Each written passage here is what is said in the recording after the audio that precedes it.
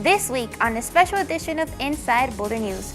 From exciting projects, innovative initiatives, and Boulder's furriest celebrities, we take a look back on the best of 2017. Welcome to Inside Boulder News, your source for all things Boulder. I'm Jocelyn Avendaño. 2017 was quite the year. We start off this week with a look back at one of Boulder's most notable projects of the year. The first 13-acre phase of the Civic area was completed late November, and the Creekside Play area right next to the library has been opened since. But there is still a second phase to be completed. Check it out.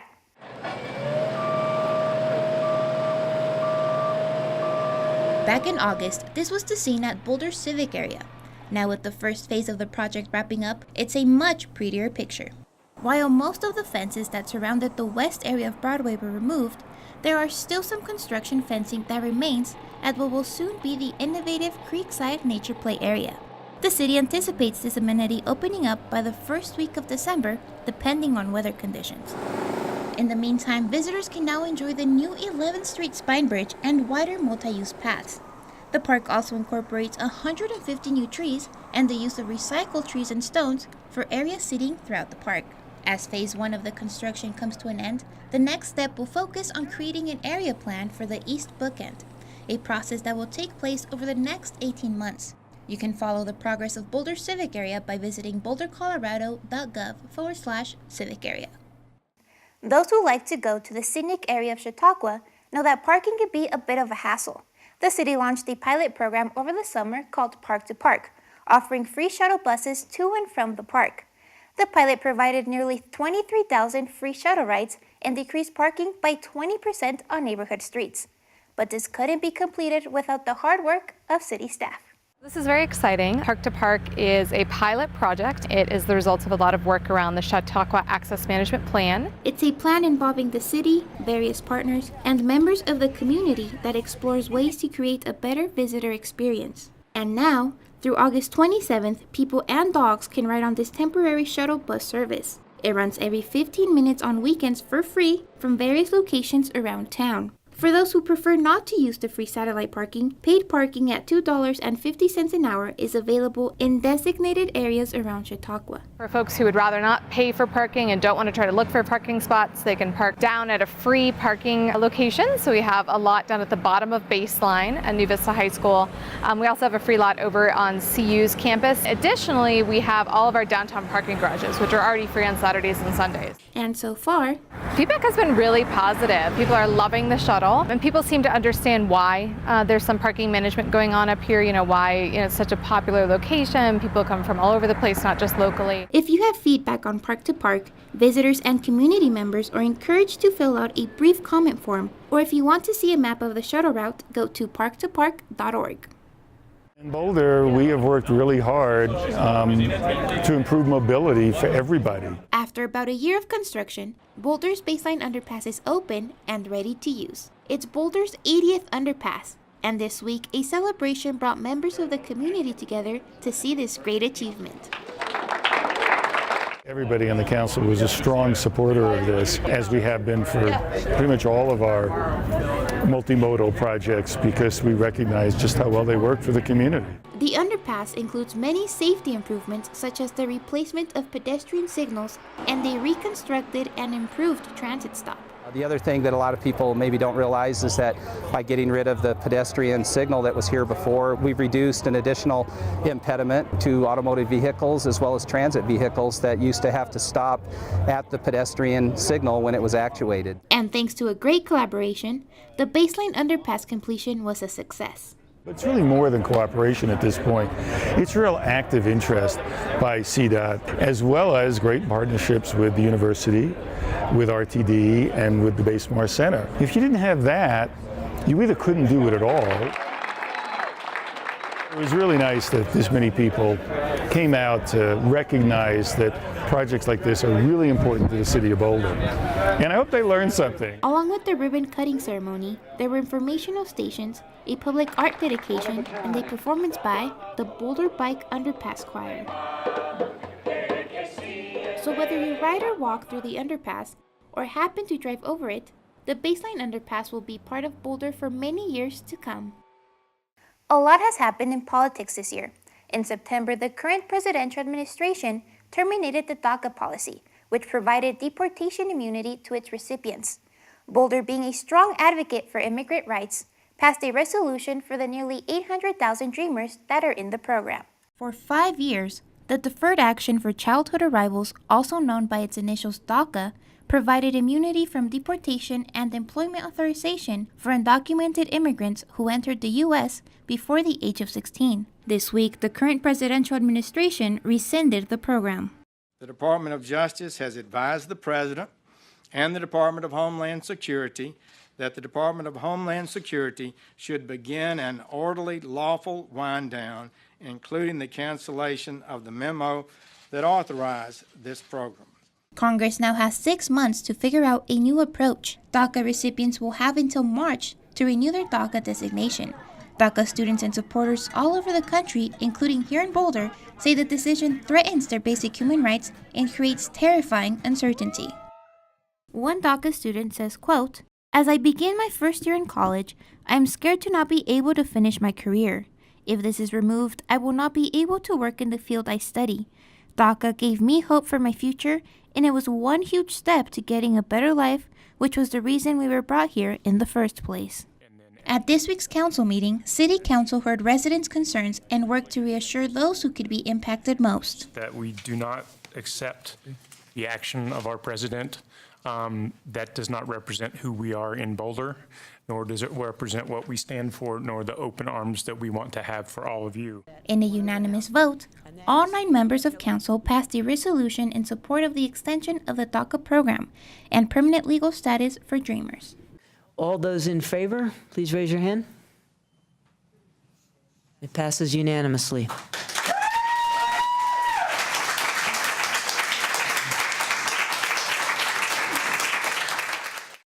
The United States' decision to leave the Paris Climate Agreement sparked the decision of thousands of cities and businesses across the country to vow to uphold the goals in the Paris Accord. Cities in Colorado like Aspen and Denver were among that list, and of course, so was the city of Boulder. The United States will withdraw from the Paris Climate Accord. Donald Trump's controversial decision to leave the Paris Climate Accord puts the United States alongside Syria and Nicaragua in the list of the only countries that aren't in this global agreement. But what is the Paris Climate Agreement, and what makes this decision so controversial? So we're getting out. The Paris Agreement was a global commitment of a number of countries in the world that were getting together and making a coordinated commitment to try and combat climate change. That worldwide commitment included a goal that many scientists say is necessary. The United States committed to reducing its global greenhouse gas emissions 80% by the year 2050. For those who were in favor of this commitment, the president's decision came out to be disheartening. It was extremely disappointing action for cities, businesses, and universities like the city of Boulder that really prioritize global climate change and the fight against it. That's why the city of Boulder is joining other partners to say, we are still in. And so it was very important for the city of Boulder and a number of other cities to stand up and make it clear to our global partners that we are still committed to upholding and honoring those goals and intensifying our efforts to achieve them. On Monday, more than 200 mayors had already signed on to this agreement, executed by cities and organizations across the U.S. An agreement in which Mayor Suzanne Jones was included. To honor and uphold the Paris Climate Agreement goals. And some are finding comfort by giving the issue more perspective. The nonprofit organization Sierra Club says the U.S. could meet 60% of its Paris commitments just by joint efforts by cities, states, and businesses alone. Boulder is going to stay a leader in climate action because of the new and innovative efforts that we're piloting and trying out at the city every day. Innovative efforts that will help reach and could exceed the international goals. Our main climate commitment goal is that we're committed to reducing the city's greenhouse gas emissions 80% by 2050 compared to a 2005 baseline. And another important goal that's part of our climate commitment is to achieve 100% clean renewable electricity supply by the year 2030. For more information about the city's climate goals, please visit boulderclimate.com. July 1st marked the launch of an innovative tax. The resident-initiated Sugarsweetened beverage tax places a tax on sugary drinks sold in the city. The revenue that the tax generates goes to an important issue. Here's more. It's called the Sugarsweetened Beverage Product Distribution Tax, and it takes effect this weekend. The sugar-sweetened beverage tax is a voter-initiated and approved tax that was on the ballot last year in 2016 that places a 2-cent per ounce tax on the distribution of sugar-sweetened beverages that are sold within the city of Boulder. Come July 1st, distributors of sweetened beverages will have their products taxed based on specific criteria. Taxes on the distribution of sugar-sweetened beverages, which meet a certain threshold. It's 5 grams of sugar or caloric sweetener on the nutrition label per 12 ounces. This means that if a beverage meets this threshold, the drink will be taxed. It will directly affect distributors and have an indirect effect on consumers. Folks should see a rise in the cost of their drinks when they go to buy them at any retail store in Boulder. With the sugar tax, however, there are exemptions. There's a few exemptions in the tax, and it's really drinks for medical reasons, milk products, baby formula, alcohol, and then alcoholic drink mixers. Everything else that meets that sugar threshold is included. The money collected from the tax will go towards the well-being of all living in the city of Boulder. All the money coming in is going to be spent on wellness and chronic disease prevention, specifically around efforts to help health equity. Folks can get information about how the tax itself works and also the spending side, how the money is going to be distributed at bouldersugarbevtax.com. If you found yourself walking through University Hill these last few months, you may have noticed some new waste bins around the area, similar to those found in places like downtown Boulder. This is all a part of the city's Universal Zero Waste Ordinance. The Universal Zero Waste Ordinance requires all property and business owners to provide compost, recycle, and trash options. And starting this month, owners that aren't in compliance with this new rule will start receiving charges. A business could be fined if they don't have the bins or the signs. A property owner could be fined if they don't have the service available, essentially. The city is doing its part in this effort by ensuring that popular places like downtown and University Hill have these collection bins. We're actually in the process of replacing 150 outdoor bins that used to just be trash or used to just have trash and recycling with trash, recycling, and compost. While the ordinance includes enforcement provisions, the city believes education can go a long way. The city is really managing this ordinance to encourage compliance as opposed to punish non-compliance. And what that means is that if we know that there's a business that needs help coming into compliance, we have lots of resources to help. And there are plenty of resources available. If you look at our website, it's zerowasteboulder.com. You can sign up for that additional service from the city. You could get free signs. They're downloadable, or you could come down to our office to pick some up, and we have them all laminated and ready to go. Coming up next, it was a year of firsts for Boulder. Find out about the 2 events that helped engage community members with the city. And we'll tell you about this Boulder resident's unprecedented donation.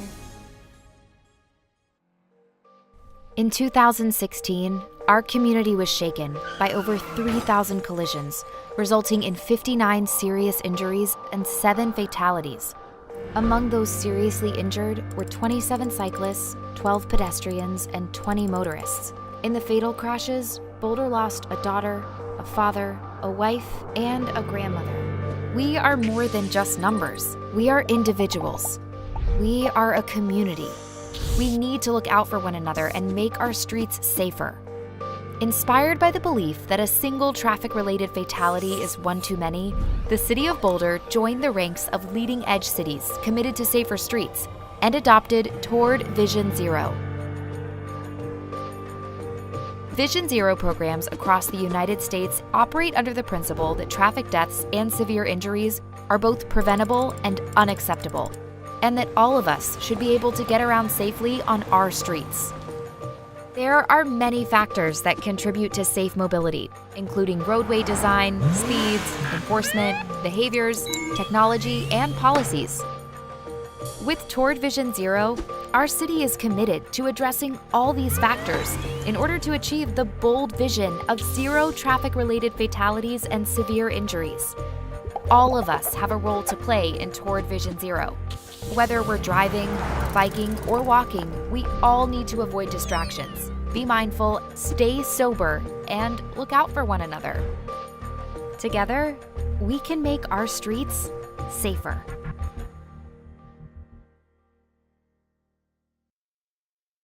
Welcome back. The city launched its very first What's Up Boulder open house this year. Members of the community had the opportunity to learn about the city's projects and services the city has to offer. If you didn't attend, here's a recap of what you missed. This week, CU Boulder's East Campus was the site of a new approach to community engagement called What's Up Boulder. The city-organized event featured information about 25-plus Boulder projects and future ideas, while providing fun for the whole family. A magician, crafts, and other activities entertained kiddos, while adults had a unique opportunity to talk with city staff. Presentation topics included arts and culture, transportation, climate and sustainability, among others. An estimated 500 residents visited the event over the 3 hours. Staff is still compiling exit surveys from the public, but feedback at the event was largely positive. Don't take our word for it. Here's what the community had to say. Oh, this place is really great. It's really nice to get feedback on what the city is doing these days, and it seems that everything is here. With resumes in hand, job seekers in Boulder attended the first annual Boulder Job Fair, an event organized by the Boulder Chamber and the city. We really want to make sure that you can live and work in Boulder at the same time. There are people who are low-wage workers, there are single parents, there are lots of people looking for jobs, and we knew bringing them together is part of our strategy. A strategy that turned out to be successful.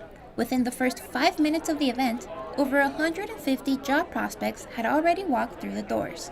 So this being the inaugural event, we really wanted to make sure that we were reaching the most residents we possibly could. So we worked in both print and digital. The thing that's very interesting, the data we've seen, is that face-to-face is actually more useful than the anonymous online. An estimated 1,000 people went to the event. People received resume critiques, attended workshops, and connected with more than 30 employers in attendance. We have such a range of employers. We have employers ranging from telecommunications to nonprofits and everything in between. There are jobs here for people 55 plus.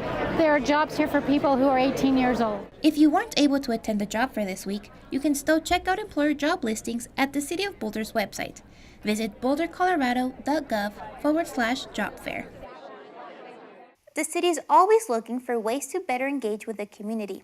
In result of that, Boulder has launched many projects and frameworks to help do so. Recently, the city launched Boulder Measures, a website that gives site visitors a chance to get caught up on all the city's efforts. It's called Boulder Measures, the City of Boulder's community-wide management dashboard. We launched this dashboard in beta or test version in January of this year, and as a result of engagement sessions we did with the public and feedback across the city, we've updated and are ready to launch the dashboard this October at What's Up Boulder. The dashboard will provide the community with a look into the city's progress among its stated goals, while providing a level of transparency and accountability into the city's day-to-day operations. Topics covered in the website range from greenhouse gas emissions to topics such as police department clearance rates for crimes. Boulder Measures currently has 10 metrics categories on it, and if you click those categories, there are about 2 or 3 additional measures underneath that. And many of the measures are updated at least quarterly, but many more frequently even than that. As a continued effort of refining the dashboard, the city hopes to making the website update in real time sometime in the future. The website includes a lot of visualizations. So if you click the measure, you can see maps with data or charts. And we're using a tool that allows you to kind of hover your mouse over different measures. And so the data sort of pops out at you based on where your mouse is on the page. Though Boulder Measures will be unveiled this October 11th, the website is already up and running. Don't take our word for it. Check it out yourself at bouldercolorado.gov/boulder-measures. Janice Salazzo has been a tireless volunteer for the city's housing department. This year, council presented Salazzo with a recognition not many Boulder residents get. Riley Banks tells us more. Janice has done an amazing thing. This was the scene at the City Council meeting where Janice Salazzo was honored for her work with the city and unprecedented donation. Janice has selflessly decided to donate her home to benefit affordable home ownership through the Housing Legacy Program. Ms. Salazzo's decision to take action with the city and give back to the community came from her deeply rooted belief in all of us in Boulder playing a part in helping one another. I believe that we all have a responsibility to each other, and as I've gotten older, maybe because I've had more time and more comfort and more ability, I've taken that sense of responsibility more seriously. So here's how the Housing Legacy Program actually works.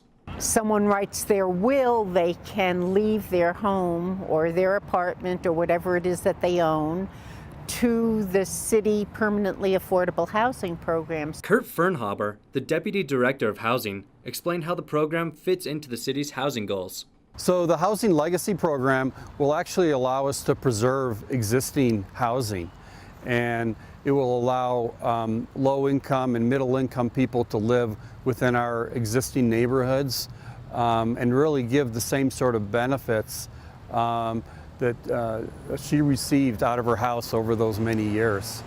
Fernhaber also expressed his anticipation for more community members to follow in Salazzo's footsteps. Hopefully she will inspire other community members to follow in her footsteps and to really take a very bold step in creating a legacy from what they've had in Boulder to benefit other families in perpetuity. It will stimulate other ways of thinking for people in terms of what they can do to become more actively involved in supporting a vibrant life of diverse groups in this community. The City Council meeting concluded with the dedication of May 5th, from this day forward, honoring Ms. Salazzo. Janice Salazzo Housing Legacy Day and Cinco de Mayo, and urge all members of our community to recognize this special occasion.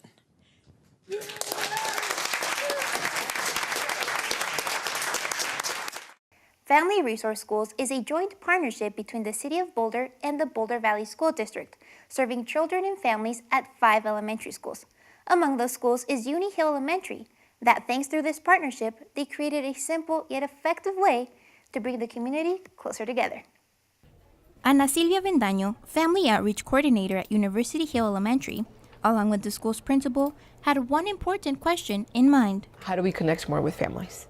A variety of backgrounds shape the more than 100-year school, where children coming from the lowest of incomes to the highest of incomes gather to learn. The culture that is really here is a lot of the love for diversity, the love for being bilingual. Because of the diversity that exists in the school, it was important for Uni Hill staff to come up with a program that brought families together to set their children up for success. How do we dismantle this idea that parents have, like, okay, as soon as I drop off my kids, teachers and staff, you got it. Like, you're gonna raise them, you're gonna educate them right. And what better way to connect than with the universal gatherer of any culture? Anything with overfood goes well. The program is called Cafecitos.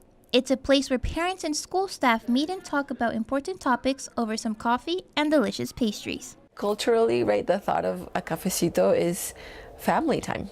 You come in the evening, you have your cafecito, pan dulce, and you talk about the day or what's happening. But Cafecitos is more than just a casual conversation. Not only does it build community, but it's just empowering to say to parents and to families, you get a say in the information you get from the school, and we want you to feel welcome to come and receive it.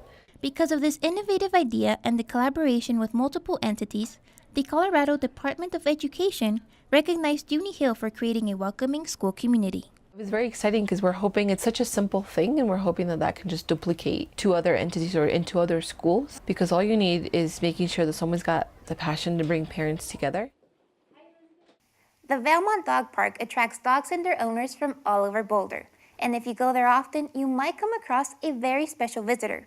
His name is Kiss, a boxer known in the internet world for a particular feature.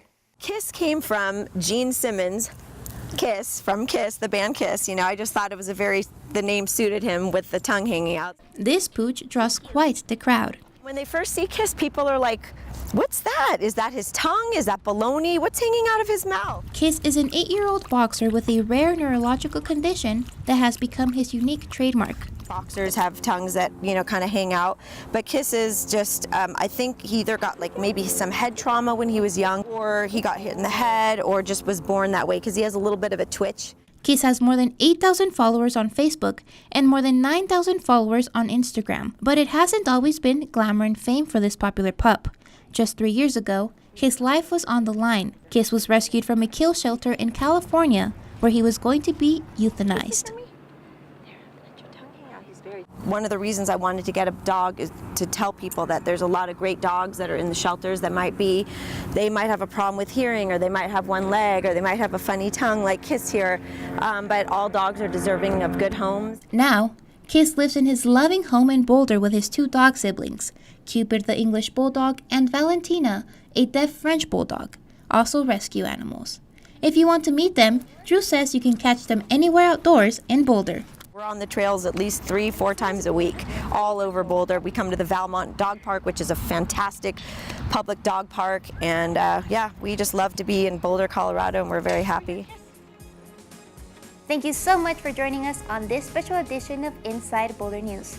If you would like to revisit any of our stories from 2017, visit us on boulderchannel8.com, and remember you can also connect with us on Facebook and Twitter, and sign up to receive video updates right in your inbox.